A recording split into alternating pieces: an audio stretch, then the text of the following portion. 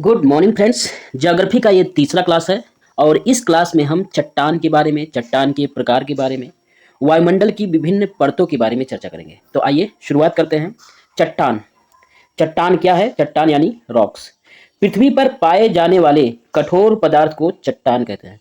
ऐसे कठोर कठोर सभी पदार्थों को चट्टान कहा जाता है जो कि पृथ्वी पर पाए जाते हैं। ये तीन प्रकार के होते हैं। कौन कौन सी? एक तो है आग्नेय चट्टान, दूसरा है अवसादी चट्टान। पहला है आग्नेय, दूसरा है अवसादी और तीसरा है रूपांतरित। आग्नेय, अवसादी, रूपांतरित, तीन प्रकार की चट्टानें हैं। ठीक है, अब पहला देखते हैं हम आग्नेय चट्टान क्या है। आग्नेय चट्टान का निर्माण लावा से होता है। प्रारंभिक और आग्नेय चट्टान को प्रारंभिक चट्टान भी कहते हैं। जो ज्वालामुखी से लावा निकलता है वही लावा ठंडा होकर आग्नेय चट्टान का रूप धारण कर लेता है। आग्नेय चट्टान को ही प्रारंभिक चट्टान कहते हैं। ये कठोर होती हैं और भूपटल में इनका योगदान 95% है। यानी कि जितना भी प्रकार की चट्टानें पाई जाती हैं भूपटल पटल पर, उसमें से 95% चट्टानें केवल आग्नेय चट्टानें हैं। ठीक है, अब आग्नेय चट्टानों के दो भाग हैं। पहला है बाह्य आग्नेय और दूसरा है आंतरिक आग्नेय। अब बाह्य आग्नेय क्या है? बाह्य आग्नेय चट्टान तब बनती है जब लावा भूमि के ऊपर चला आए, रंग काला होता है, इसके घिसावट से काली मिट्टी बनती है जैसे बेसाल्ट। ये हो गया बाह्य आग्नेय चट्टान। दूसरा है आंतरिक आग्नेय चट्टान। क्या है? आंतरिक आग्नेय चट्टान का निर्माण तब होता है जब लावा भूमि के अंदर रह जाए। जब लावा भूमि के अंदर रह जाए, यह भी दो प्रकार का होता है। आंतरिक आग्नेय चट्टान का निर्माण तब होता है जब लावा भूमि के अंदर ही रह जाए। और आंतरिक आग्नेय चट्टान भी दो प्रकार की होती है। वो कौन कौन सी? एक है पातालिका, दूसरा है मध्यवर्ती। आंतरिक आग्नेय चट्टान दो प्रकार की होती है, एक है पातालिका, दूसरा है मध्यवर्ती। पातालिका में कौन कौन सी? पातालिका में जैसे ग्रेनाइट और गयोस, ये पातालिका चट्टान की का उदाहरण है। यह बहुत गहराई में होता है। दूसरा है मध्यवर्ती चट्टान। इसका निर्माण तब होता है जब लावा भूमि के सतह तक पहुंच जाए। यह कई प्रकार की होती है जैसे लैकोलिश, लैपोलिथ, फेकोलिथ, शील, डाइक। ये सभी मध्यवर्ती आग्नेय चट्टान का उदाहरण है। ठीक है, आगे हम देखते हैं। दूसरा है अवसादी चट्टान। अवसादी चट्टान क्या है? यह आग्नेय चट्टान के टूटने से बनता है। जब आग्नेय चट्टान टूटती है तब अवसादी चट्टान बनती है। कई परतों से बनता है, इसलिए इसे परतदार चट्टान कहते हैं। भूपटल के निर्माण में इसका योगदान मात्र 5% होता है। इसे द्वितीयक चट्टान भी कहा जाता है। अवसादी चट्टान को परतदार चट्टान या द्वितीयक चट्टान भी कहा जाता है। यह आग्नेय चट्टानों के टूटने से बनती है। आगे है कि प्राकृतिक गैस पेट्रोलियम की प्राप्ति अवसादी चट्टानों से ही होती है। ये इंपॉर्टेंट हो सकता है कि जो प्राकृतिक गैस है या पेट्रोलियम पदार्थ जो है, उनकी प्राप्ति किन चट्टानों में होती है? तो अवसादी चट्टानों से होती है। इसका उदाहरण, कुछ प्रमुख उदाहरण है जैसे बालू पत्थर, चिकवी मिट्टी, चूना पत्थर। ये सभी अवसादी चट्टानों के उदाहरण हैं। भौतिक अपक्षय का प्रभाव आग्नेय अवसादी दोनों पर होता है, किंतु रासायनिक अपक्षय का प्रभाव केवल अवसादी चट्टानों पर होता है। जैसे दो प्रकार के अपक्षय हैं, भौतिक और रासायनिक। जब देखते हैं कि भौतिक अपक्षय का प्रभाव तो आग्नेय चट्टानों पर और अवसादी चट्टानों पर, दोनों पर होता है। किंतु जब हम बात करते हैं रासायनिक अपक्षय की, तो रासायनिक अपक्षय का प्रभाव केवल अवसादी चट्टानों पर ही पड़ता है। आगे है रूपांतरिक चट्टान, जो कि तीसरा है। रूपांतरिक चट्टान क्या है? आग्नेय व अवसादी चट्टान में ताप एवं दाब के कारण परिवर्तन होने से रूपांतरिक चट्टान का निर्माण होता है। क्या होता है कि आग्नेय व अवसादी चट्टान में ताप एवं दाब के कारण परिवर्तन होने से रूपांतरिक चट्टान का निर्माण होता है। इसके कुछ उदाहरण है जैसे संगमरमर, क्वार्टजाइट आदि का मिश्रण होता है ये और रूपांतरिक चट्टान। इन चट्टानों में सर्वाधिक मात्रा में ऑक्सीजन तथा सिलिकॉन पाया जाता है। ये इंपॉर्टेंट हो सकता है कि रूपांतरित चट्टानों में सर्वाधिक मात्रा में कौन से तत्व पाए जाते हैं? तो ऑक्सीजन और सिलिकॉन तत्व जो है रूपांतरित चट्टानों में सर्वाधिक मात्रा में पाए जाते हैं। इसका कुछ प्रमुख उदाहरण है जैसे नीस, सर्पेंटाइन, स्लेट, क्वार्टजाइट, ग्रेफाइट, हीरा, हाइलाइट, संगमरमर। ये सभी रूपांतरित चट्टानों के उदाहरण हैं। आगे अब हम देखते हैं वायुमंडल की शुरुआत करते हैं। वायुमंडल यानी कि एटमॉस्फेयर क्या है? वायुमंडल उल्का पिंड से हमारी रक्षा करता है। वायुमंडल का करीब 99% भाग केवल नाइट्रोजन और ऑक्सीजन से मिलकर बना है, क्योंकि नाइट्रोजन का प्रतिशत है वायुमंडल में 78.8% और ऑक्सीजन का प्रतिशत है 20.95%। यानी अगर दोनों को मिला देंगे तो लगभग 98-99% बन जाता है। तो इसलिए वायुमंडल का करीब 99% भाग केवल नाइट्रोजन और ऑक्सीजन गैसों से निर्मित है। वायुमंडल में निलंबित कणीय पदार्थ और तरल बूंदों का सम्मिलित रूप से एरोसोल कहा जाता है। एरोसोल किसे कहते हैं कि वायुमंडल में निलंबित कणीय पदार्थ और तरल बूंदों को सम्मिलित रूप से एरोसोल कहते हैं। जब एरोसोल का संपर्क SO2 जैसी गैसों से होता है तो धूम व कोहरे का निर्माण होता है। किसका?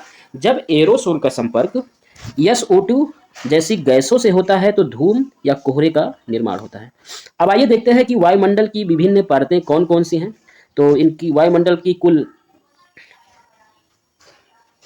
मेन 4-5 प्रकार की परतें हैं। जैसे पहला है क्षोभ मंडल, समताप मंडल, मध्य मंडल और ताप मंडल।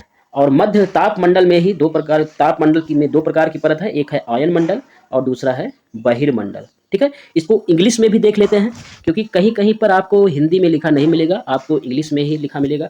तो क्षोभ मंडल को कहते हैं ट्रोपोस्फियर, समताप मंडल को कहते हैं स्ट्रेटोस्फियर, मध्य मंडल को मीजोस्फियर तथा ताप मंडल को थर्मोस्फियर कहते हैं। और ताप मंडल का जो 2 प्रमुख भाग है, आयन मंडल को आयनोस्फीयर तथा बाह्य मंडल को एक्सोस्फीयर के नाम से जाना जाता है। अब हम इनके बारे में पढ़ते हैं थोड़ा सा। पहला है क्षोभ मंडल क्या है। क्षोभ मंडल के बारे में जो प्रमुख तथ्य है जो आपके एग्जाम की दृष्टि से महत्वपूर्ण हो सकते हैं वो ये है कि क्षोभ मंडल यानी कि टोपोस्फियर वायुमंडल का लगभग 75% तथा सबसे निचली परत है। वायुमंडल का 75% केवल क्षोभ मंडल है, ये ध्यान दीजिएगा। और ये क्षोभ मंडल जो है ये वायुमंडल की सबसे निचली परत है।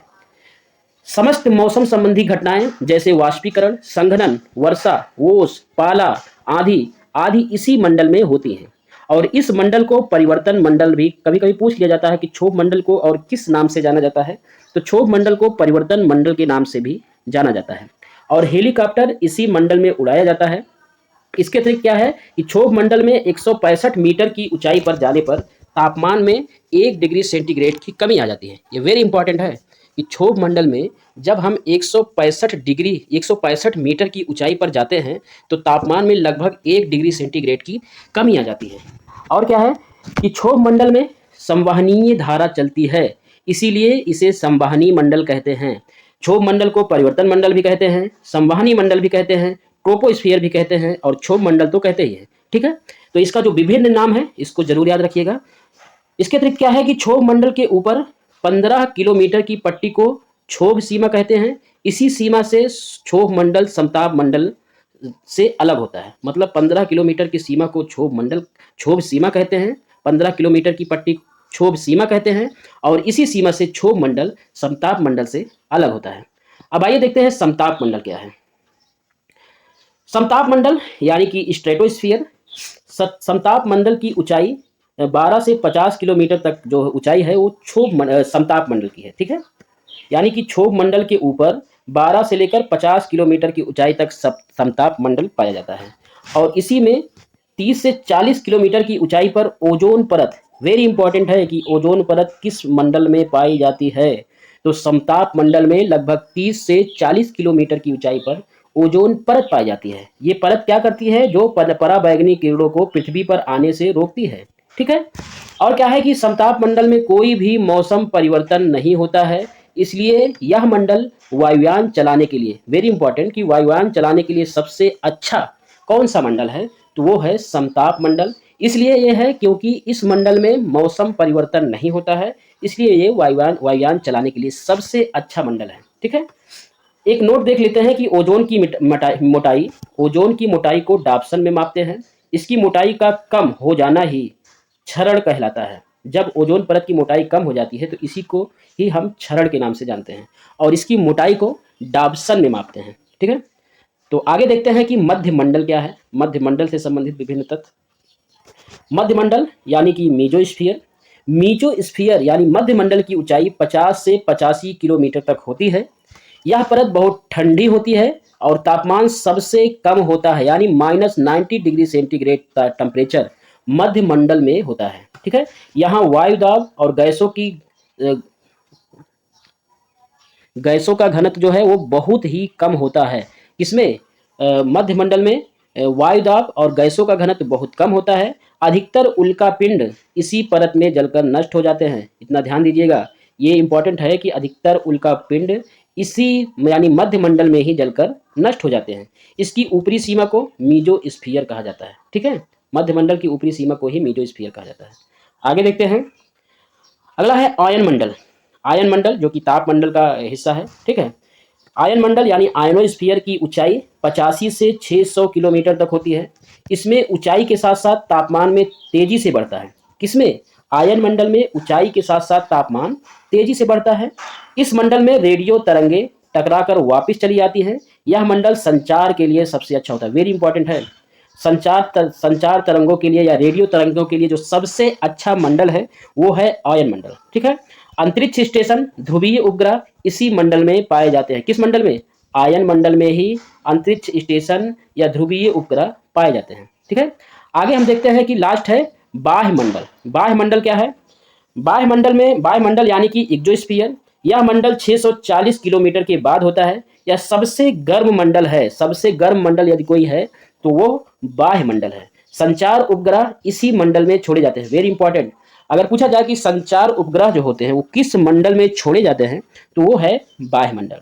ठीक है, और बाह्य मंडल में ही हीलियम तथा हाइड्रोजन की अधिकता होती है। यह भी इंपॉर्टेंट है कि हाइड्रोजन और हीलियम गैस की अधिकता किस मंडल में सबसे अधिक होती है? तो बाह्य मंडल में हाइड्रोजन तथा हीलियम गैस की अधिकता सबसे अधिक होती है और इसी बाह्य मंडल में संचार उपग्रह छोड़े जाते हैं। तो ये रहा चट्टानों से संबंधित और विभिन्न प्रकार के वायुमंडल, विभिन्न प्रकार के मंडल से संबंधित जो भी महत्वपूर्ण तथ्य थे जो कि आपकी परीक्षा की दृष्टि से इंपॉर्टेंट हो सकते हैं, इसको अच्छे से पढ़ के ही एग्जाम देने जाइएगा। अब मिलते हैं इसी प्रकार के अगले वीडियो में, तब तक के लिए जय हिंद, जय भारत।